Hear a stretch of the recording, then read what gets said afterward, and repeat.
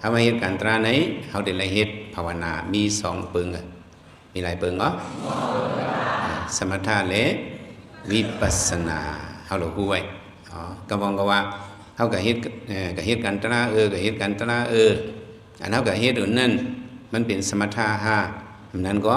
มันเป็นวิปัสสนา5ในกำพองมันแตกแรงดีคนออกเมืองเขาก็เฮ็ดไหนเขาก็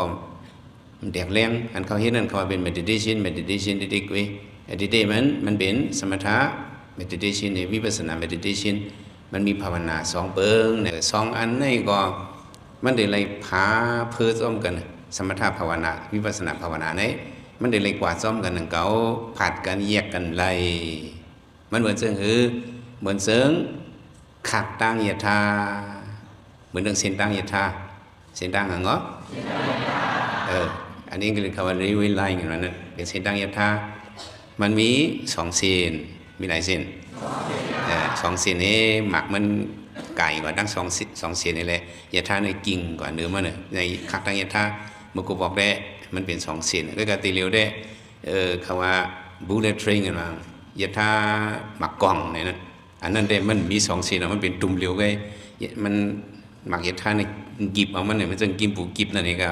รอกว่าเนื้อนั่นเอาก็อันเท่ารัดตีเร็วในนี้ก็เป็นขักตั้งยถาเมื่อก่อนอันมี2เส้นนั่นอันนี้มันเหมือนจังวิปัสสนาและสมถะ2อันนี้เขาได้เลยพากันกว่าซ้อมกันแต่ว่าไหนก็เลี้ยวตอนนี้เขาเฮ็ดกันตระวิปัสสนากำเหลียวเนี่ยอันนี้มันไปเข้าเลยกำเหลียวได้เลยไต่เนื้อเส้นตั้งสมถะอันตั้งได้เลยไต่เส้นตั้งอะไรอันตั้งได้เลยไต่เนื้อเส้นตั้งสมถะการสมถะนั้นจะเป็นการหังหลาการอันเฮ็ดให้สนิมอันนี้ได้เสริมไปหังเฮ็ดให้สนิมในเป็นการสมถะที่อย่างไรสำเร็จเฮ็ดการเสริมนิมหลาเนี่ยเสริมเขาเนี่ยมันเต้นตอกออกแหวนอยู่กูขิงกูเข้าเสริมเขาเนี่ยเพิ่นบอกว่าเสริมลิงเนี่ยมันเสริมสุกว่าเนี่ยมันเหมือนหางไว้เหมือนลิงลิงอันว่านั้นพวกเขาอยู่ในเด้เขาเป็นไข่เน่าในเด้ก็เมียวลิงอันว่านั้นจองเขาอยู่นิ่มๆสิปอกนี่เป็นเอาจึงมัดเอียงมันไว้ก็เปียงหนังจึกมีนั่นโลดถังกวาดตั้งวักตั้งยืนตั้งถึงกำคืนว่าเหนือไปไม่ให้กำมันล่วงไม่เอามือวักเห็ดมือมันวักเลยเอาตีนมันวักเหมันเดินไปอยู่ไรเห็นปะลิงอ่ะนะเขาบอกว่าลิงล้นเนี่ยรู้เนาะวันนั้นนะว่าลิงล้นเนี่ยก็เจอเนี่ยมันก็เหมือนลิงนั่นนะแล้วมันก็เต้นตอกออกเวียนกูตั้งยกเอียงเขามานั่งตาลาเนี่ยเลยโอ้เจอเนี่ยเด้มันมีตีว่าเมื่อเจอเฮินไหลบอกอ่ะเมื่อเจอลูกเจอหลานไหลบอกอ่ะ2 อันเลยอันนี้มันเป็นสภาวะอย่าไปใส่ลูกยกกี่เขานะอย่าไปใส่ลูกกับอะไรเอามาเห็นกันตนะจะเขาเนี่ยเป็นมันนิ่มเขาเนี่ยมีปัญญามีแต่นี่เลยนะเนี่ยจะว่าใครเรียกอ่ะพวกนั้นได้มันไหลอ่ะฟิงทุ่งใส่เนี่ยมันเป็นเมียววนสิ่งดีๆสิตันนะสิ่งดีๆสิตันเนี่ยใส่วันนั้นปองวางสิ่งดีๆหมอวนอิดิตสมัครก็บอกสิ่งอะไรสิตันใส่ในห้องมาใส่ในใส่วันนั้นตื่นหลู่ไรหมอวนแต่เลยหมอยังเจอผีเขี้ยวเจอสังเขี้ยวเจอสัตว์เขี้ยวเจอก้นเขี้ยวเพราะว่าเป็นเจอเนี่ยมันตื่นวนมันสืบเมียวอยู่นี่มันเป็นเจอลิงนั่นน่ะตัวได้เป็นตัวก้นเจอเขาเป็นเจอหังมันนิ่มยกกี่คำมานั่งตอนนั้นเนี่ยเจ้าหัวมันนิ่มตอนเจ้าเขานั่งตาก็มันนิ่มเจอเนี่ยแล้วก็นิ่มสีตาก็เขาที่ไรคัดใจทิ้งมันเขาที่ไรปันการมันเหตุการณ์สมถะต่างแต่ละปันการมันเฮ็ดใจนิ่มว่าบ่ทำปันมันไม่หน้าการเสียอันปล่อยมันอยู่ไว้ให้ไหนก็ได้มีเสริญว่าสิ่งดีๆสิจำเนี่ยมันถือวนที่ยาวอย่าไปวนเจอในก็ว่ามัน2ได้ไหลมันไหลสัพพิธรรมะอนัตตาการเป็นสัพพะตราตั้งสิ่งนี้เป็นอนัตตาเฮากุมทิ้งมันไหลมันเป็นสัพพะอนัตตาได้มั้ยเจอในวนเอาสำกับวนหางลาบ่ได้สิมีฟิงทุ่งเสริญเนี่ยปาปะสมิงรมติมโนสาวในจำปาปะสมิงเตียนเป็นการปรับนี่บอกว่าเป็นการอันอำลีอันเป็นการอกุศลการเบิ่มซึมเซเนาะการอันเป็นโลภะอันเป็นโทสะอันเป็นโมหะตำตินันจำละมติ มันก็มืดมักฮักเลยอันนั้นยาวฮอว่าเจอในสำก็มืดมักฮักเลยตีอ่ำจืมเจอนั่นเจอในตื่นเป็นไหนป้าสมิงเรามาตีมันนอนว่ะอย่างว่าเจอในพวกมาปล่อยมันวนห้ามก้อยมันไม่เคยวนมันก็วนเลยเนี่ยมันก็วนเข้าให้เข้าห้องดีๆก็จังจ้ะมานั่งตลาดในโอ้เขียนทวนผีมันเนาะจังวน10 ปียาว20 ปีหึงยังได้ขึ้นเจอถึงขึ้นเนอะมานั่งตลาดในลีอ้ามแก่ไฟเก่านั่นขึ้นผีออกหมดเลยเมียวเจอเนี่ยสิ่งดีๆสิ่งเดียวมันตื่นวนก็กับวนทางนั้นป้าสมิงตีอันจืมเจอเนี่ยมันกับวนเอาแต่ที่วนเป็นการกุศลได้มันทำนั้นมีกับวนเป็นอันไรของไรหยานั่นกุยกับปล้นเป็นเสือล้อไฟเป็นเสือตัวสายหม้อหายหมาหน้าให้ติ๊กทีมันกับวนเจอเนี่ยที่ก็เลยเป็นฟิงทุ่งใจเป็นยังไงโอ้ปล่อยมันวนที่ก็วนที่ก็เจอในมันได้วนป่นกับให้มันได้ล้นกว่าที่ก็นำในพวกมันล้นเนี่ยมันไหลขึ้นอะไรลงอ่ะเห็นไหมมันล้นลงที่ก็นั่งคือน้ำเต็มลงนั่นเนี่ยนั่งคือน้ำเต็มลงนั่นเขาได้เลยกินในกำนะ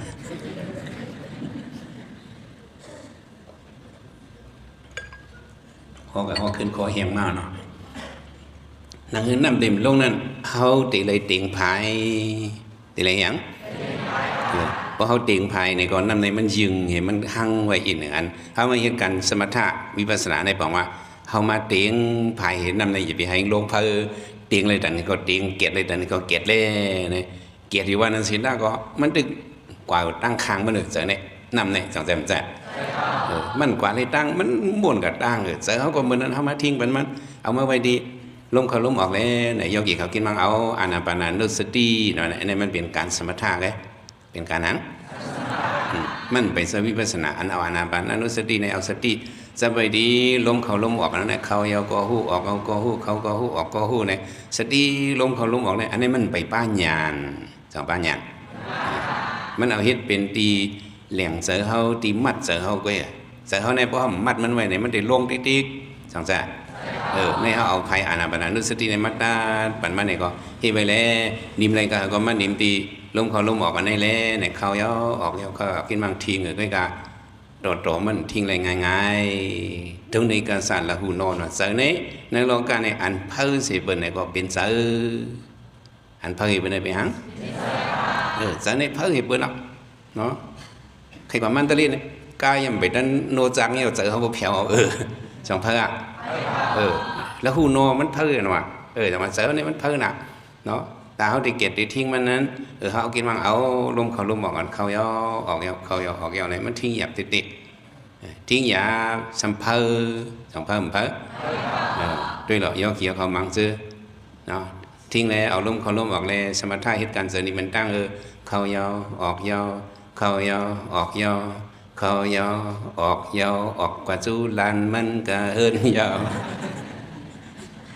จังความกว่าหลายปอก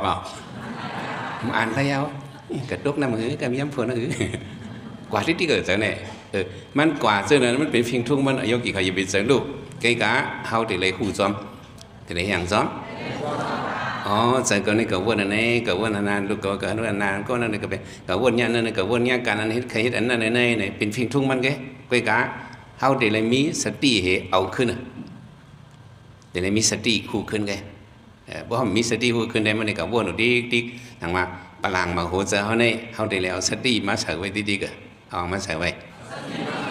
เพราะเอาสติมากขึ้นเพราะเอาสถาวิทยาสติสมาธิมากขึ้นในก็เพราะเอากุศลจะได้มากขึ้นในอกุศลที่เรียนขึ้นมากว่ะอย่างที่เรียนขึ้นมาหนังหือมันเด่นเรียนขึ้นน้ำนั่นในเขามาพึกมันอ่ะตีเหลียวเนี่ยเนาะอย่าไปขึ้นล่าเนี่ยเขาว่ามันไหลเหมือนจังเขาเอาไผ่กับดิ่งน้ำนั่นเนาะมันดึงหลันหนูตั้งเนาะจังจังไอ้มันลันกว่าในก็เจอในผิวในอย่าไปเจอดอกเปิ้นก็ผิวกูก็เฮาก็ผิวกูก็ต้องผิวว่าก็กาเฮาได้เลยทิ้งมันก็กันก็เป็นเจอผิวเพราะเฮาฮู้จังไหนเป็นสติเอานั่นเป็นนังอ่ะก็ดึกเอาลมเขาลมบอกเจอในพวกกับเที่ยวที่สวนเอาล่ะเนี่ยสติขึ้นเพราะสติอะไรก็อันนั้นขึ้นเป็นสมาสติหมันเมนเฮาขึ้นทิ้งอะไรใจเฮาก็กล้าก่อนร้อนนั่นเด้จะเขาปิ้วกับเป็นตัวหนึ่งปิ้วเขาทำสติมันอะไรรู้จังจ้ะก็แม่จะเขาเนี่ยมันปิ้ว10 ปอกเขาสติเลย10 ปอกก็เขาก็เป็นสมาสติ10 ปอก น้ำเมียดมันน่ะเนี่ยจังเมียดอ่ะเมียดอ่ะเพราะว่าเจอเขาปิวปากปอกเขาเลยสติเลยตั้งปากปอกก็เขามีสติปากปอกในเป็นน้ำตอนเขาเจอเขาปิวเหียงปอกเขาก็สติเลยตั้งเหียงก็เขาก็มีสติเหียงกำมาเขาหลุดอย่าไปเจอดอกมีวเจอมาไหนมันตื่นปิวจังปิวว่าจังว่าแต่ที่ทิ้งมันนั้นในเขาได้เลยเอาการสมถะในเหตุทิ้งเจอเขาหนอร้องพระเป็นเจ้าก็อะไรเห็นไหนอ่ะซึ่งได้เป็นไรตลาทุกว่าในก็เขาเลยเฮ็ดสมถะภาวนาในกรรมปนามันตั้งได้เลยมีสมาธิวะได้เลยมีอย่างก็สมาธิเป็นกับภาวิธาในได้เลยหอมเฮียงสมาธิเจอนี้เมื่อแต่เจอที่นี่นั่นมันก็มีล็อกลายมันสมถะล็อกลายมันมี40ลายหลายอันกำนำเขาฮู้ได้ก็เขาด้วยอานาปานานุสติอันนี้เป็นลายเงางากรรมฐานตลาตั้งบนตั้งเสียงเนี่ยเสียเจ้าหลวงเขาเรียกว่าซึ่งไหนเฮียงเรียกว่าเป็นเอาอานาปานานุสติว่าเป็นเงางากรรมฐานว่าในสิ่งพระหนอร้องเจ้ากุเจ้าอันที่เป็นพระนั่นวันที่เป็นพระนั่นวันอะไรวันเดือน6 โมงตามคำเนาะเมื่อที่เป็นพระนั่นไหนพระเป็นเจ้ากุเจ้ากุบ้าหนอร้องพระกุเจ้ากุบ้าพวกกับเพียวดีตนไม่หย่องโพธิวันเดือน6 โมงตามคำพวกกับนางตรายนี่ก็เขียนเจ้าเขาวนยาห่างไหนวนยาลองอานาปานานุสติในอันต่างหนอร้องพระเป็นเจ้ากรมาก็มันเจ้าก็วนยาเขาเฮ็ดอะไรดีๆในแต่ได้เฮ็ดแต่ใส่นิ่มในอันเฮ็ดกรรมตุกรัสริยาแก้งกรรมขาดตัวขาดใจก็มันจะเฮ็ดมา6 ปีในหรือเจอไหนอ่ะเจอมันจะอ่ำนิ่มหวังเจ้าอ่ะเจอจะแหวงในตัวหนอร้องพระเป็นเจ้าดังมาเจอมันจะนิ่มเจ้าก็อ่ำกัดเย็นหวังเจ้าอ่ะอันเจอกัดเย็นในเป็นอันเลยน้อไหนเขียนเจ้ามาโวดมือพองเก่าใจตึกเลย1 เดือนนั่นอายุเลย1 เดือนวะเฮ้อะไรกันพอจะหอคำสุดรนาไถนามังกรเฮ็ดมังกรไถนาในจอคำเขาเป็นตกไถเนี่ยเนาะเป็นไถนั่นเนี่ยเจ้าจอมในมาเอามังกรเป็นด่าเจ้าหน้ามายิบโวเฮยิบไถก็ยองถือเนี่ยก็ไถอันนั้นจอคำเฮ็ดมังกรไถนาเป็นกระด้วยดังวันดังมึงหนอร้องเจ้าเป็นเอากระจอมติดปาดติดหน้านั่นเนี่ยเป็นเอามันก็ไว้ตีโฮมยีนอนดีมันจะลูกนางหางก้อยมันแถวเนื้อเถื่อนยินเสียงนกอ่อนลูกอ่อนในอ่อนไก่อ่อนจนอ่อนห้องยินเสียงลมเป่าเผื่อไม่อ่อนจังจะกัดเย็นมากนะพวกก่อนเนื้อเถื่อนเนี่ยจังใจมันจะมันจะกัดเย็นเพราะอยู่เนื้อเวียงเนี่ยโอ้จะสุกซากันเสียงรถว่าเสียงก้าวว่าเสียงเกว่าเสียงกาวว่ามุนสุกสักนะพวกก็อยู่เนื้อเถื่อนเนื้อคืนในได้ยินเสียงนกเสียงลูกอ่อนเนี่ยมันเป็นใจโลภะโทสะหลงว่ายินเสียงเวเสียงลอยเสียงน้ำตกก่อนสังหารจะไหนเนี่ยจะเขากัดเย็นเนี่ยกำลังมันกลางอย่างโลภะโทสะเลยยาหันเขาสกุบบอกเนาะอริญญากันนาวะกว่าที่เถื่อนและสังว่ะเขาเจ้าก็อยู่เนื้อเถื่อนไม่อย่างมันที่เป็นกายวิเวกะหนอร้องเจ้าก็อยู่เนื้อเถื่อนมันยังเป็นยาเสพมาหลายจัดหลายปานเลยมันจะลูกมันนั่งเห็นก็เอาลมเข้าลมออกอายุอะไร1 เดือนกันอายุกันจะสุก็ในเมื่ออะไร1 เดือนได้ห้องไปหูขี่รถขี่ไก่หังจังพะหัวเมื่อ1 เดือนนั้นเขาอย่างมากจังพะหัวต้องก็ห้องห่วงหูไห้ก็เห็นเนาะห้องห่วงหนอร้องเจ้าได้มันจะเป็นก้นมีปารมีแหละเกิดมาก็มันจะพบไปเสียอย่างคนรัดข้อความ3 ข้อมันจะรัดความเร็วเลยเนาะเพิ่นมีปารมีเต็มทน1 เดือนก็มันจะลงมาทางตลาภาวนาก็จะนิ่มเนี่ยว่าเป็นสันตลากว่าจะอันนิ่มนั้นห้องว่าสันตลายอ่ะชื่อว่ามีขึ้นกลางเฮาแล้วห้องว่าสันสิเนาะใจนิ่มอายุตีเหลียวนั้นห้องว่าสันห้องว่าใจนิ่มเนี่ย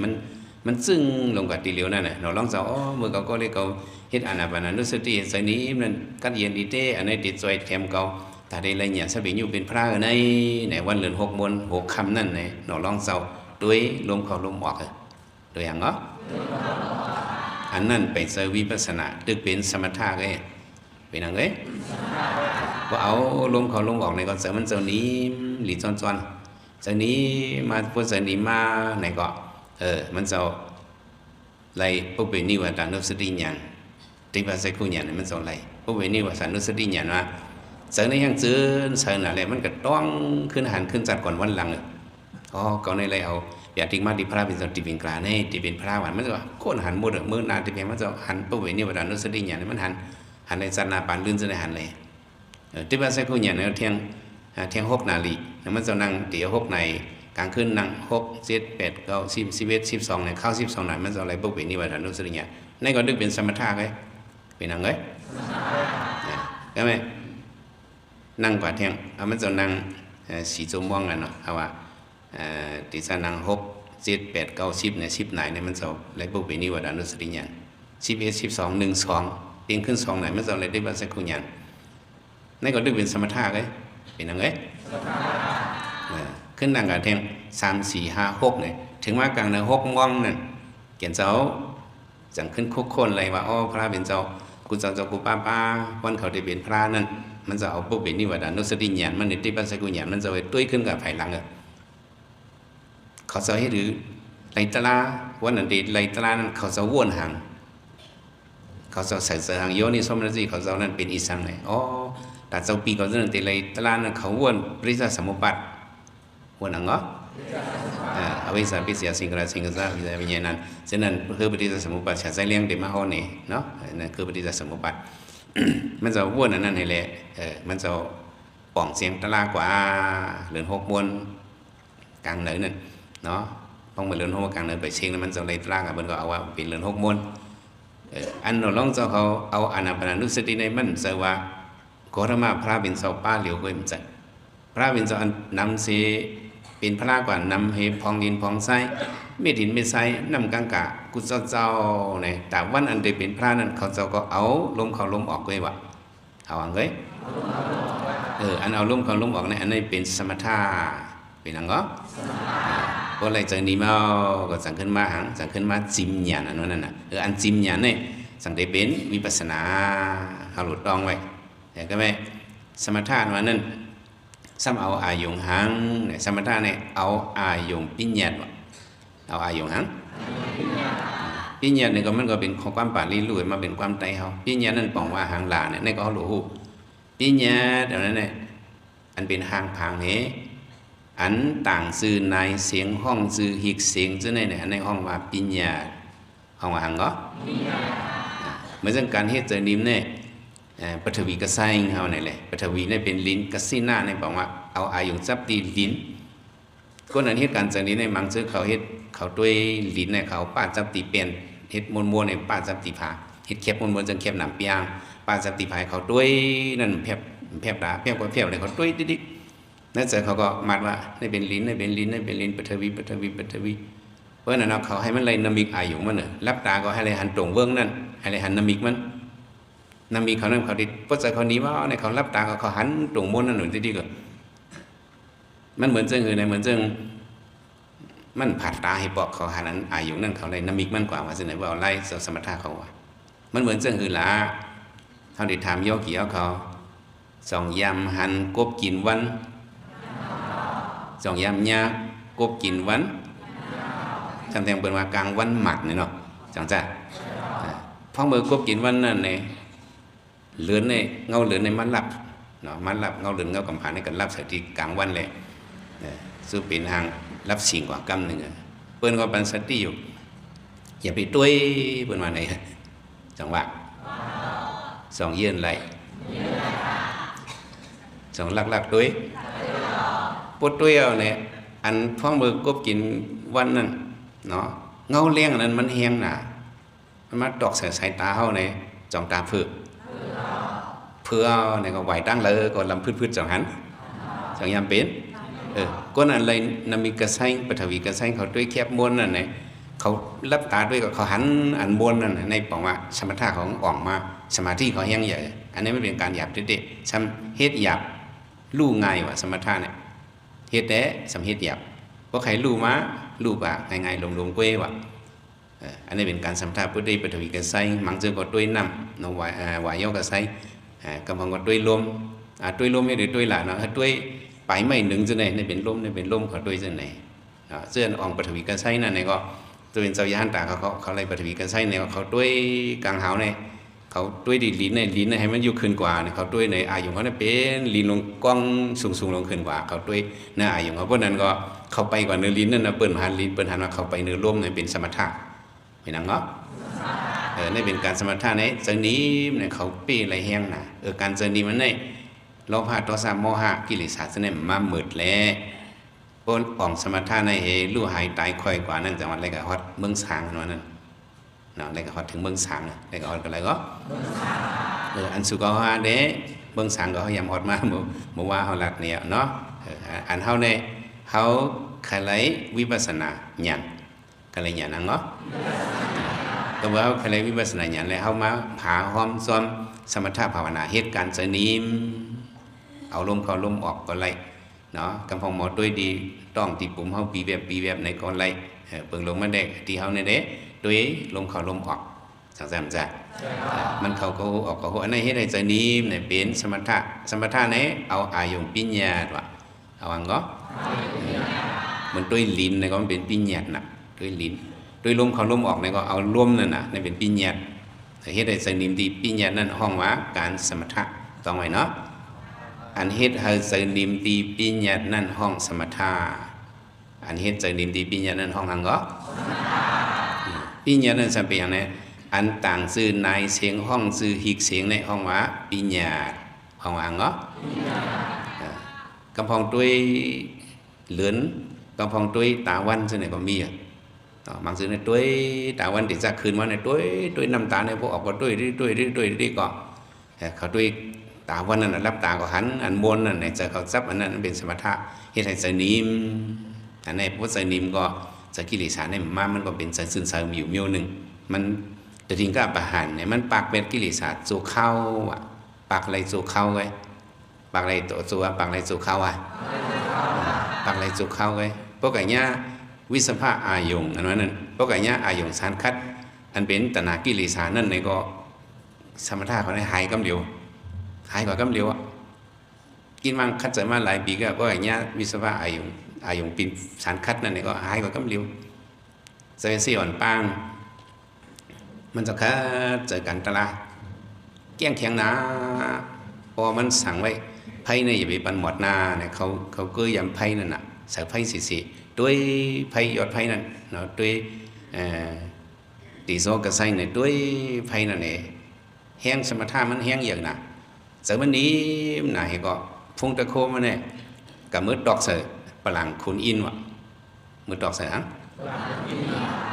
ปลังคุณอินเนี่ยเลือดไม่สังปลังก็เนี่ยเลือดไม่ว่าแต่ไหนเนี่ยเปิดตัวลงมาเมืองกวนเนี่ยอ๋อเสียเสียอ่อนป้าเนี่ยเกี้ยงแข็งน่ะร้องมันใครมาหิมปลังเขาไหนวะนี่คุณอินก็กูมาหิมปลังเขาเนี่ยสองกูว่ามันกูว่านั่งคือมันเด่นมาหิมแล้วเนี่ยลูกกะย่าจะให้นางผีอ่อนทางลีก้องกว่าญาติเสียเสียนะกะย่าเสียเสียเนี่ยให้ศีลมันรู้เป็นรู้บอกว่าให้ไพ่มันนั่นหมดอย่าไปให้มันเหตุการณ์ใจนิ่มกะย่าใจมันให้ใจมันยุ่งเนี่ยวะวันไหนก็นั่งผีว่านั่นก็ทับเอาคอโป่งดีคนอินเนี่ยนั่งผีอาลัมปูสารวันนั้นปันอาลัมปูสารสัตการนั้นเอาว่าสมถะเนี่ยมันรู้เหลียวไงเขาใครวันนั้นกันเนาะนั่งผีว่านี่ก็กว่าเฮ็ดทางนั่งยิงกวนผ่านนั่นก็ไงกว่ากันดูด้านเจอสิดูหมากอ่อนสังก่อนนี่ก็ว่าเห็นนั้นนี่ก็นั่งผีเนี่ยมันกับที่เตอร์เจอสิเนี่ยเนาะเพราะกับที่เตอร์เจอสิในมันเป็นภาษาปิศยาเวทนาในปีนั้นปีนะเพราะกับที่เตอร์เนี่ยเจอสิในนั่งผีเนี่ยมันกับกอดหุดเจอสิในของตัวมันเนี่ยเป็นตัวผีนะเพราะถ้าไปอยู่มันเนี่ยมันเหมือนตั้งนั่งกวนพอมากดเนี่ยเจอสิในเจอสิก็สติอะไรก็เนี่ยภาษาปิศยาเป็นเวทนาให้ก็เจอสิในเอาลืมกว่าไปด้วยตายลืมกว่าไปด้วยเป็นนางแบบทำตายตีเนาะตายลืมไปจุกไว้ให้ไหนเนี่ยจุกไว้ตายลืมกว่าพุทธบาอายุผีเนี่ยมันอ่อนแห้งหนักกว่าเจอสิในลืมคิงกว่าไปเลยก็ไพ่มันก็หมดไปแล้วตันเสือไพ่มันเนาะกระไซเงินมันหลุดด้วยก็ตันด้วยเนาะให้นะเนี่ยตัวคือเนี่ยพวกกิวจอมขางพวกปวดหัวลืมคิงกะเพราะหึง3 เดือนหลายเดือน3 เดือนนั่นแหละเพิ่งตื่นมากก็ไปหางไหนเนี่ยพวกโดยคือว่าเกี่ยวกับว่าพวกไหนก็การสมถะการเสริมนี้มันนั่นก็ลูกแบบไปเลยคุณอินว่าก็ไม่ได้มันจะมาหิมปลังก็ในวันป้าเนี่ยอาลัมพุทธศาสตร์การนั้นป่าเนี่ยสมถะวันนั้นมันลูกไงจังลูกไงฮะเราลองพระบินซ้อก็ยังเป็นมาอย่าสิลำลิ้นมิ้นผ้าอะไรเขียนนะเพราะลำลิ้นมิ้นผ้าอะไรเนี่ยจังเขียนน้ำเขียนนะคือการมันจะวิปัสสนามันเป็นสมถะมันรู้ง่ายจังรู้ง่าย nó long giờ mắt đúng xóm nơi họ rồi họ cắm nạp yểm nà long xóm của văn kha này rồi sẽ mí lủng màเพราะว่าตาปองจะคำสมันติเลยกับตึกซึกสั่งไว้นั่งหอคำมันนั่งมุดูลักษณะในสมห้างลีสั่งไว้สู่ร้องซ้อมเสียสิไปมีปันขาดให้วันหน้าปุ๊บเสียสิมาตรงซ้อมมันจะก็มีลงมาเนื้อหอสีเสียสิหนูร้องปลาเป็นเจ้าแต่วันหนึ่งมันจะมีมาเนี่ยสิ่งสั่งการมันจะมีมาเนื้อร่วมเนี่ยปุ๊บมาพรับเองเนี่ยวะมีเพิ่มได้กับหัวสองอาเพิ่มวะสิ่งสั่งการในพวกเหมือนสิ่งอะไรรับไหนมาเพราะมันจะบินมาเนี่ยนั่งหอคำเนี่ยชำเปิดกับซ้อมเห็นมันติดลูกเจ้าเหตุเลยเงานอนจังย่อกี่เขาเงานอนได้เด่มจังหวะก่อนนั่นเนาะพวกลูกเจ้าเนี่ยสองเงานอนอ่ะพวกตัวย่อกี่เขาว่านั่งตะล่างเจ้าปันตะลาสอนกันยิ่งเป็นต้นวิหารนิดย่อกี่เขาไปตัวนิ่มใจนิ่มนะจิ๋มหยันนะตัวขันท้าเขาเนี่ยเขาหลุดบรรพระเป็นเจ้าเนี่ยย่อกี่มังจะเขากำเทียมมาเลยเนาะใช่ข้าเจ้าเป็นยุคนำให้ข้าเจ้าเอาอย่างยากข้าเจ้าเพียงอะไรลูกเจ้าหน่อยเจ้าก็มัดบ้องก่อนนะแค่นี้ไม่อย่างอีกนั่งหอคำก็มันก็เพียงแต่เลยลูกหงเขาซ้อมเจ้าเองก็เจอสิไปมากแล้วในอิงเคียกให้กำกว่าไหนมันนั่งนอนเคียกหรอกำนอนอิงเรียนเนี่ยกำเพราะว่ายินสิ่งสั่งการเจอสิมาพรับเนี่ยมานั่งเนี่ยลูกเผื่อมานั่งลูกก็สมองภาวะจนในล้อไปเลยจะสิ่งเนี่ยปั๊บในตาก็เพิ่งหันกว่านั่งก็ลองซ้อมอยู่สั่นมันจะก็โหงอยู่เลยหรือมือไปมือวะการสมถะในแห้งง่ายแห้งหรือว่าการเฮ็ดหยาบลู่ง่ายเอาอันนั้นกันจังจะเฮ็ดหยาบจะลู่ง่ายก็อันเขาเฮ็ดในสมถะก็เฮาอิงปึงอยู่เฮ็ดให้ใจเฮานิ่มบ่ใจเฮานิ่มมาสมาธิเอาเลยโจแก็บโจเข้าแล้วคณิกาสมาธิก็ยอกเนาะเฮาไลก็ยอกเฮาหลุดที่เลยลุกที่สมถะอีแลเข้าสู่วิปัสสนามันเหมือนจังคักตั้งยถานั่นน่ะกว่าซ้อมกันเว้ยกะเฮาหลุบ่ถึงตีมันเฮาหลุเลยแยกตั้งมันที่เลยแยกออกที่เลยแยกออกที่เลยแยกออกเฮาเอาใจนี้มาพวกใจนี้มาในเขาติดเลยแหงติดเลยมาจิมหยาเนี่ยยอกี่เขาติดเลยแหงเนี่ยติดเลยจิมหยาเนี่ยนะสมถะได้มันอ่อนๆถึงเลยเมืองสังได้มันก็จังหมดลงวิปัสสนาในจึงเฮาวานน่ะวิปัสสนากุศลนี้มันอ่อนๆถึงเลยมากกุศลผูกกุศลมันได้อยู่ไว้มันขึ้นลงเขาขลายอันไหนก็จังจำจะเขาขลายในกุศลสูงสุดขลายอังก็เขามาค่าจะเอาใจนิ่มจะเอาตึกฟงตึกอยู่กับปีหังเป็นฟิงทุ่งวันเนาะอันติมาสอนเฮยจะโยกิเขานี่มันได้มากกว่าจังได้มากคำพองพวกมาน่ะพวกวิตนามาได้ใจนิ่มเอาก็ไม่ได้พวกวิตนามาอย่างนิ่มความใจเขาว่าเจ็บมีตีเหลอพวกเจ็บมาเนี่ยอย่าไปโก้ก็มาพวกเจ็บไปทำโก้นั่นน่ะเนาะพวกโก้ก็กำมาทำในใครตบพาฉันที่เคยใส่เปียกกี่ยาโยอย่าไปใส่หน้าอย่าไปโก้10 วันในเด็กเปิ้นก็เป็นเขาก็เป็นก็ยิ่งหลงว่าก็ใจหลงว่าในนะอย่าไปเขี่ยลานะอย่าไปเขี่ยใช่ไหมเขามาเฮ็ดกันแต่ละวิปัสสนาเนี่ยเขาอิงปึงเฮียงสมถะใจนี่ไม่เอาเขาได้ไล่จิมญาณเขาได้ไล่เข้าสู่วิปัสสนาได้ไหมเมื่อไงเขาจะวายเอาสมถะไหนเอาอายุปัญญาเอาอายุฮะวิปัสสนาในซ้ำเอาอายุปัญญาตันทไปตัวอเนกสาติอาการินะวิวิธีนะปัสสติติวิปัสสนาเนี่ยวิปัสสนาในที่ปองมันว่าจะไหนหมายหนึ่งปัญญาตันทไปตัวปากเป็ดปัญญาเสียว่าซ้ำเอาปัญญาว่าเนี่ยปัญญาตันทไปตัวปากเป็ดปัญญาเสียอเนกสาติอาการินะเนี่ยซ้ำติเลยด้วยเฉพาะอนิจจทุกขังอนัตตาเฉพาะเปลี่ยนลู่ปากเป็ดปัญญาเหติเลยด้วยเฉพาะตละตัวอย่างเนาะเฉพาะตระไม่เลยเฉพาะตระอนิจจทุกขังอนัตตาอันห้องว่าติเลยด้วยเป็นลู่ติเลยตัวอย่างเนาะอันหันเป็นลู่ในว่านะปิญญาตันทเวทอนิจจติอาการินะวิเศษนาในวิเศษนาในบอกว่าด้วยอันทูมันเนอะอนิจจทุกขังอนัตตาในด้วยอันทูมันด้วยอันทูอันหลักไล่มันว่ามันจะว่าด้วยโยมันจะว่าด้วยตรงนอกมันด้วยอันทูมันนี่หรือหลากหลายเ เขาด้วยลูกค้าวินาปอมาเนี่ยก็อย่าไปวางจีบละลายก้อยมันหลากหลายจึงหือมันทูจึงหือมันหลากหลายจึงหือในที่ไรด้วยวิเศษนะปัสดิดีเนี่ยปัสดิดีเนี่ยบอกมาด้วยวิเศษนะเนี่ยด้วยวิเศษมันด้วยพิเศษมันด้วยสเปเชียลมันเนี่ยมันนี่ถือสเปเชียลหลากหลายห้างมันหรือว่ามันหลากหลายห้างมันหนีไม่จึงห้ามันหมอใหญ่ห้ามันหมอย่อมหัวมันได้เหลือมาห้ามันได้งานหรือว่าสองมันได้มันคือหมูห้าเนี่ยที่ไรด้วยลองมามันลู่อยู่เลี้ยวอยู่เรียกอยู่ไล่อยู่นั่นในวิเศษนะปัสดิดีพวกอะไรหมดด้วยอันนี้สัตว์ทุกข์อนัตตาลองหลากหลายมันจะนั้นซึ่งวิปัสสนาอันในห้องว่าวิปัสสนาวิปัสสนาในตีไรหันเลขขนาด3เปิงอันเป็นนิสัตว์ทุกข์อนัตตาอันห้องว่าเป็นลู่ตีไรหันเป็นลู่ตีไรหันนั่งก็ปากเป็ดปิญญาสัพประมาทความใจเขาว่าก็ปากเป็ดปิญญาสัพประมาทเนี่ยเขาประมาทในสัมเป็นด้วยสะพอมันเนี่ยเต็มเลยด้วยอันเป็นมาต่างสื่อนายเสียงห้องสื่ออีกเสียงเต็มเลยด้วยเขาเดี๋ยวเลยเข้าสู่วิปัสสนาวิเศษนะปัสสติดีมาทีไรด้วยอันทั่วอันหลักมันเขาจำทีไรด้วยหลักมันไหนมันไหนใครหลักเนี่ยอันไหน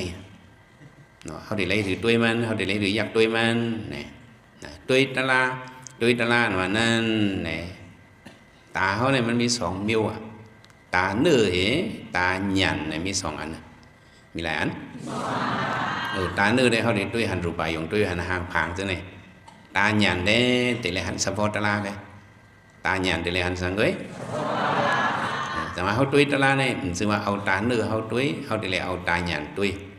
เพราะเอาตาเนื้อด้วยในมันจึงยกเกี่ยวที่สีปอเขายำรัดจึงกุปอกนั่นเลยจึงมานั่งตาลาเหม่อยกกี่เขาสำนัง2 นาทียกกี่นั่งตาลาลับตาเหี่ยวหันสังเนี่ยจะเอาถามมันเนี่ย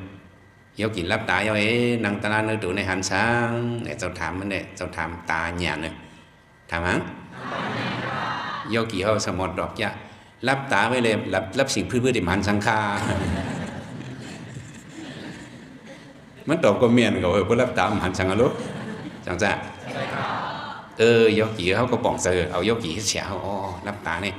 เปิดเลยเอาตาเนื้อด้วยเมียเปิดเลยเอาตาหยานด้วยเนี่ยก็ไม่หยานน่าสักคู่นอนจะได้ออกมากันนั่นเลยเขาด้วยตาลาเนี่ยมันชื่อว่าเอาตาเนื้อด้วยเอาตาหยานด้วยตาหยานนั่นเป็นอย่างไรเอาใจสติด้วยเอาใจหังด้วยทีไรด้วยอันทุๆหลักๆมันปากเป็ดปิญญาสัพปรมัตถ์อันนั้นเรียบได้พอยกเขียวเขานั่งตาลายเหมือนในไหลมาไหลวันยาว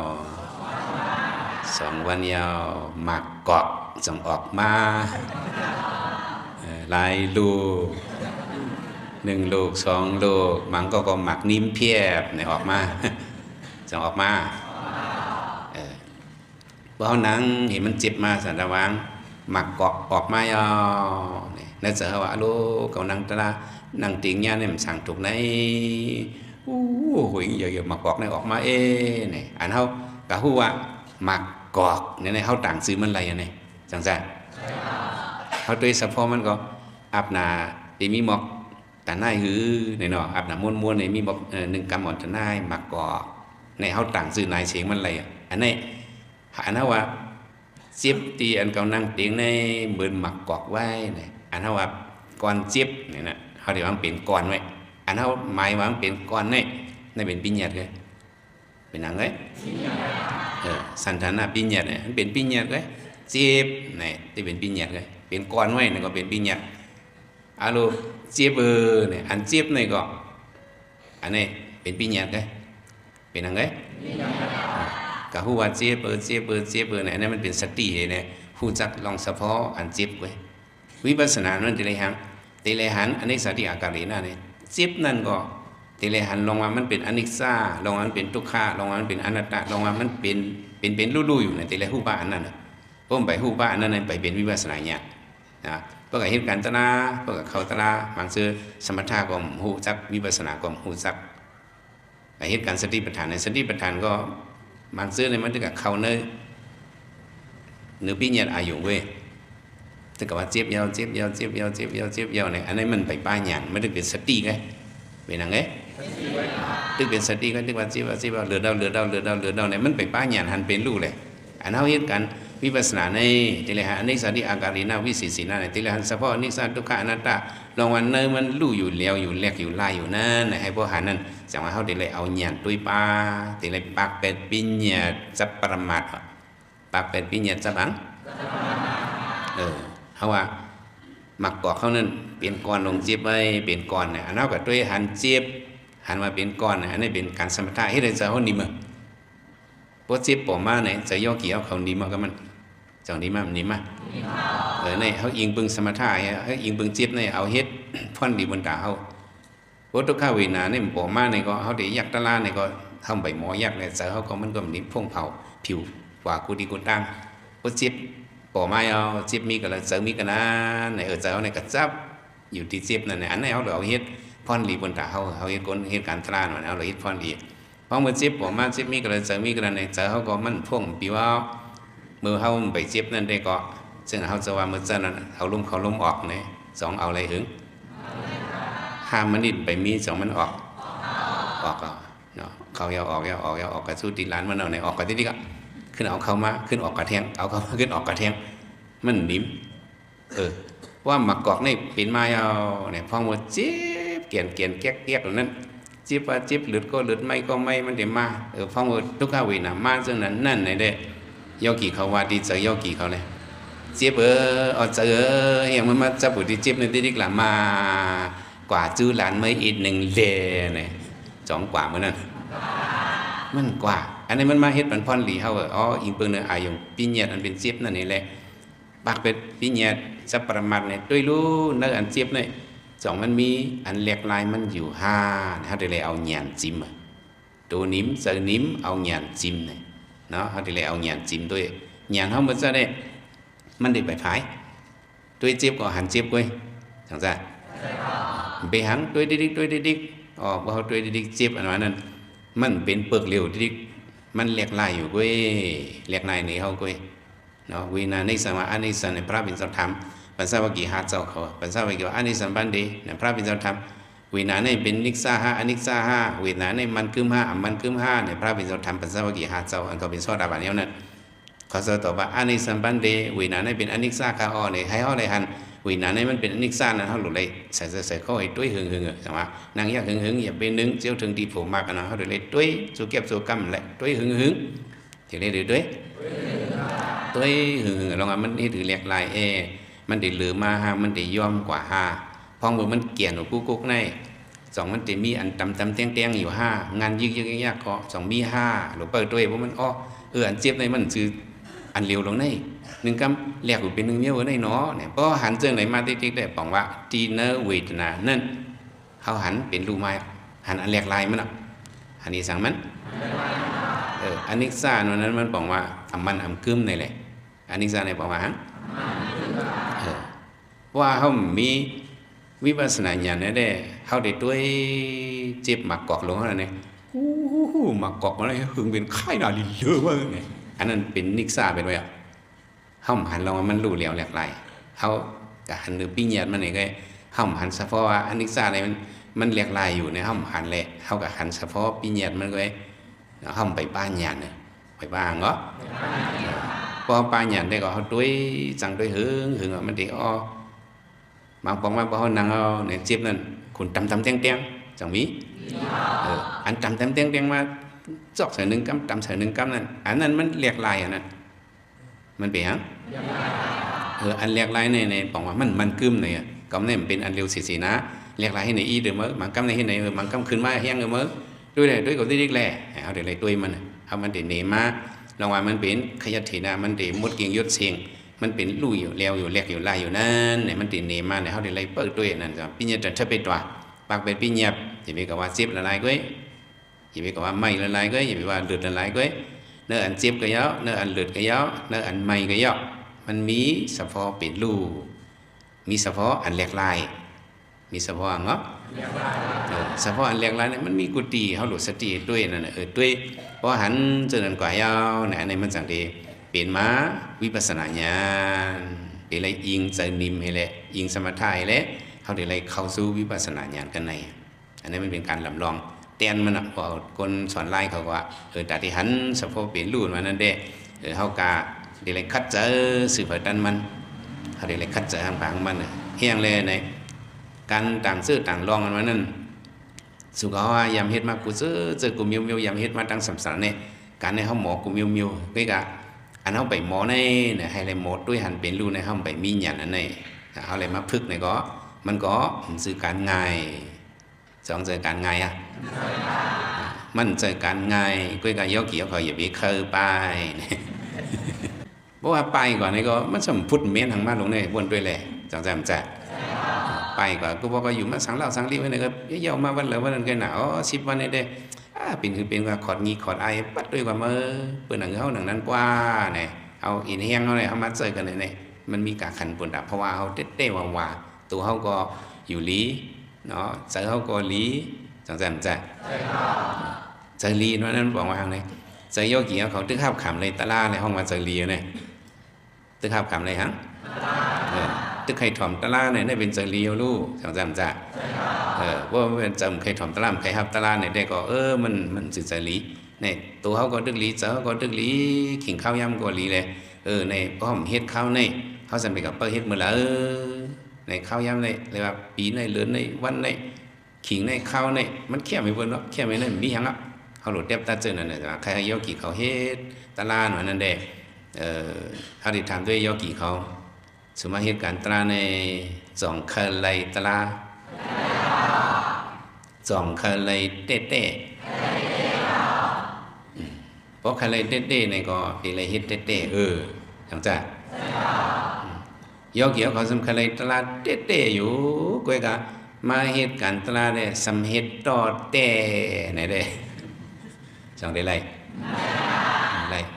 เขาเหตุการณ์เขาก็เลยตอนนั้นก็หลดตราเนี่ยพวกโยกีเขาเหตุต่อแต่ไหนก็ได้ไรจังไรต่อแต่ไง2 เด็กพอกินมาให้เราตั้งหือไงเนาะอย่าไปเหตุต่อแต่หรือเหตุเต้อันนั้นจะใครโยกีเขาเหตุนั้นเหตุเต้เหตุจังเเฮ็ดเต้ว่าเฮ็ดเต้ก็บ่อะไรก่อนเต้ในก็เฮามีน้ำซุปหมดล่ะเฮ็ดด้วยปากเป็นปีแย่จะประมาทอันนั้นมันเจ็บมากก็อย่าไปตึกที่เจ็บเนี่ยนั่นอันเจ็บนั้นมีหังซ้อมหิมหอมเจ็บนั้นมีหังจอบด้วยเนาะจอบด้วยก่อนเจ็บอันนั้นไล่ตั้งคางก็ไล่ผักก็ไล่ผักจี้ด้วยเอาหยันเฮาเปิดด้วยแก้มด้วยหึงเด้เจอก็นี้มาหยันเฮาก็จิ้มซ้อมไหนได้ก็ลองมาเวทนามันกึมมันเตียงกว่าให้เลี้ยวเสียงอยู่ได้ห้อยนั่นเดี๋ยวมันได้หันมาอิงปึงเลยตั้งคัดใจเขาอิงปึงเลยอย่างเนาะตั้งคัดใจเขานั่นของพระเดชรัตก็เหมือนจึงก้นพันต้นไม้ลงของเมื่อกูบอกอะไรมันไปมีเรียกเรือซักในรู้ก้นพันต้นไม้ในก็เลยเอาผ้าอ่อนตามมาตอนนี้นี่กับมักเอาไว้ต้นไม้ก็ทำเยอะนะนี่กับมักใน3-4-5 กัมในต้นไม้หลวงนั่นใครมันหักขาดกว่าใน2 เดือนหักขาดอะไรได้วิตนาโยกีเขาเนี่ยก็เหมือนในเนาะก็ยักด้วยกัม2 กัมอิ่มชูหังเมื่อเนี่ยกับมักไอ้2-3 กัมไว้มิ้วได้ขาดกลมจีเนี่ย2 ได้ขาดอะไรอ่ะหยานผ้าโยกีเขาทำไปผายหยานทำ2 ปลาผายยันสมไปพายกับมักให้กำ2 กัม3 กัมนี่ช่วยหานี่เด้สัตว์นี่เด้มันไปทึกไรตะลายเยอะเยี่ยมไปเข้าเถินพวกกูเสือเยี่ยมไปตึกซึกพวกการซุ่มมันได้เนี่ยได้ไรก็แล้วมันตื่นไรเป็นอันไรกว่าพาพายก็หลับดิ๊กอันนั้นถ่อมตราเนี่ยเปลี่ยนบอกว่าฮะอันนั้นถ่อมตราเนี่ยบอกว่าเขาหลับพานี่สังเกตมั้ยจ้ะก็ถ่อมตรามาในพาก็นี่มันไปหยานก็ได้ไปพายเขาหลูหูตัวก็ได้ผ้าก็มันไปภายในเนี่ยเพราะหูว่าผ้ามันไปภายในก็มันจืดใจไม่ก็หลุดลับเนี่ยมันเดี๋ยวหูมาล่ะอย่างจ้ะก็หลุดลับเนี่ยคัดใจลับเนี่ยเพิ่นลับติ๊กก็ผ้าก็เริ่มมาผ่านในพันสังก็ป๊อปเนี่ยพันติ๊กต้นไม้ใหญ่แต่เนื้อใหญ่มักเสร็จติ๊กว่ามักเสร็จ1 กัมก็จากนั้นก็วงออก1 กัมอย่างจ้ะ1,010 กัมอะไรก็มังให้20 กัมอะไรก็ปากกัมอะไรก็เหียงกัมต้นไม้เยอะแต่เนื้อเยอะพวกมันกวนกว่าจังจ้ะเอาลูกมักหึงพันหึงนั่นวินาปอมาเนี่ยก็ไว้ใจหาทหารเขาเนี่ยเป็นก่อใจงานเขาเนี่ยเป็นก่อยิ่งงานมั้งปากเป็นปิ้งเนี่ยสัปประมาทว่าเนี่ยไว้ใจแข็งลูกค้าวินาเนี่ยมันเคยมันติด เป็นอะไรตานหื้อเนี่ยเขาหลบด้วยมันกะเพราะเขากลุ่มโกมันเนี่ยก็เขาโกมาตั้งสัมสระเนี่ยเขาโกมันมาสิทุกข้าวินะเขาต้นเป้มันเห็นบอกเพราะเขาเป้มันก็เขาก็มาเปลี่ยนกวนเอาจารย์เขาเข้านิพพานหมดหรอกอย่างจำใจเขาเป็นต้นเป้มันเฮี้ยงเลยเขาต้นเป้มันเขาก็หูไล่มันเนอะเขาหูไล่มันอ่ะอ๋อไล่ติดต่อสู้ทุกข้าวินะในทีละเห็นเนี่ยเขาหูการก่อนต้นอ่อนเนี่ยทุกข้าวินะมาเขาก็ไปเป็นที่ไงเนาะในเขาไปเนี่ยมันป้วนเขาได้lấyต่อสู้ด้วยทุกข้าวินะเพราะหูลองมันเลี้ยวบนไหนได้ก็เสือกูเขานั้นมันได้ยอมกว่ามันได้ยอมกว่าอันตั้งมันได้เปลี่ยนกว่าเมื่อเขาไปปีมันตีนั่นเด็กเขาตีกูมันทุกข้าวินะเนี่ยกูห้างผ่ามันกูก็แต่กับกูสิตะพอเขาถอมตลาดไหนได้ก็เขามีเฮียงเสมาสองเมียเสียใจเขามาปั้นเฮียงตลาดอะลูก็ได้ปัดได้ดีกว่าเนี่ยเพราะกับหายตีอะลูเวียดนามมาเกี่ยวไผ่หนึ่งกิริสามารถเตาไผ่หนึ่งต่านมันเลยเอากว่าสมัยนี้มันง่ายแต่ได้ตึกซึกไปอะไรซึกในตัวนั้นมันง่ายก็เขาจะเนี่ยป่งไปเลยเขาคัดเจอกว่าเนี่ยได้ก็ปอกหนึ่งก็ปอกหนึ่งมันถึงยาอยู่ตลาดเนี่ยเขาไปเจอเล็กเนาะเมียวตลาดนั่นนะเขาไปเจอเล็กพวกเขาย้อมเนาะเขาย้อมสู้แมวเฮ็ดกว่าเนี่ยก็สังว่าเมียวตลาดนั่นน่ะสำลีอ้ามยกกี่เขาพอมันเคยทบยามาเนี่ยก็ทำง่ายเว้ยยกกี่เขานะพวกใครทบใครพูดมาแล้วมันหยาบสังสอนว่าเขาจังอะไรมันเขาไว้วางเสริมหมันเมนก็แต่ที่หมอไว้วางเสริมหมันเมนกับที่เดินเขาเหตุการณ์ตรายมันเรียนขึ้นเส้นตั้งมีสิมาปฏิปทาในนั้นเด็ดเจ้าเขาติดด้วยสายงานโยกีเขาเพิ่มปัญญาโยกีเขาช่วยปัญญาโยกีเขาในเด็กเขาจะเสียเขาคนหัวตราในเด็กก็เอาตลาพระเป็นซอยแหละต่างซบความคำพระเป็นซอยมาปัญญาโยกีเขาก็ให้เขากันนั่งช่วยโยกีเขาก็มันจังก็เลยจังที่จังพวกจังนั่งช่วยนี่แหละเขาเคยนั่งช่วยโยกีเขานะฮัลโหลเจ็บโยกีเขานะอย่าไปเจ็บแล้วมาเจ็บที่เขาในโมทีแรกนะใครว่าในก็เลยจ้องสำไรอยู่ละแต่ว่าอัตโนนาโทเนี่ยเขาได้เลยอิงเบิ่งตัวเสาเก่าไว้มันเป็นอันไหนลูกกลมจังช่วยปอกลมจังช่วยลูกผู้มีกันก็มันจังช่วยกันมันเป็นตราเผยตรามันคึบมันว่าเผยว่ามันก็เขาได้เลยเฮ็ดเอาหังกวยพระวินเสาก็มันก็ฮักลูกชายมันเสาอย่าหูหลาเต็มอกเต็มใจกี่กะพระวินเสากลมจังช่วยมันก็เลยเฮียงช่วยเป็นมันอีทางก็ละช่วยในตั้งมันก็ช่วยเฮียงบันอันเขาเสาเขามาเนี่ยตราบันโยกีเขาเนี่ยก็เฮียงหลาเนี่ยเขาก็ช่วยในตั้งบันโยกีเขาก็เนาะโยกีเขาเนี่ยพวกเราซื้อมันก็โยกีเขาเป็นไตรวาเป็นคนหอกาเป็นนางเนาะโยกีเขาก็ยิบกงปั่นเหี่ยวนี่ยิบเหยียบปลิกนี่เหยียบหลีปางเลยในเจ้าก็สอนมันก็พวกกาตีโหนล่วงในก็เจ้าเขาเลยเวียนกับไผ่ล้างยิบยันตรงหิมม้วนไปโยกีเขาคำปนลอยเวทนาเนาะคำปนลอยเวทนาเจ้าเขายิบยันตรงหิมม้วนเอาโยกีเขาว่าในซอยอีเป็นไผ่ล้างก็ว่าโยกีเขาทำเหยียบหลีปางนี่มันกว้างกว่านั้นเนาะในชาติการนะหลุดซอยกันที่ไหนเอาเฮียงตะลาอ่อนซอยบ้านพวกโยกีเขาท้อมดีงามตะลาอ่อนหนึ่งคอเนี่ยก็มันมากำเฮียงเขาเด็ดกว่าจังจัดท้อมตะลาเนี่ยก็อย่าไปขั้นท้อมให้ต้องเอาเลยดีเมื่อว่าเขามานั่งการตะลาเขาเนี่ยก็อันนี้เขาหลวมมาเขาในตะลาเขาในเหมือนในเสียเสาเขาเนี่ยกว่า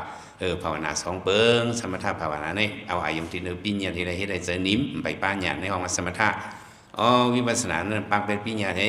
เขาสู้สับสู้สะพอประมาทด้วยเจ็บก็ย่อด้วยเลือดก็ย่อไม่ก็ย่อให้เลยหันกว่าสะพอนิสัตตุกานัตตาเป็นลู่ๆเนื้อวิตนานั่นอันนี้จังในห้องว่าวิปัสสนาเนี่ยเมื่อในห้องมาสับเลี้ยงเนี่ยปัญญาโยกีเขากว่าร้อนกันสืบคัดใจตราให้เลยเจ้าทุบยากันไว้ไว้ไงลมสักกำรวยตาเนาะ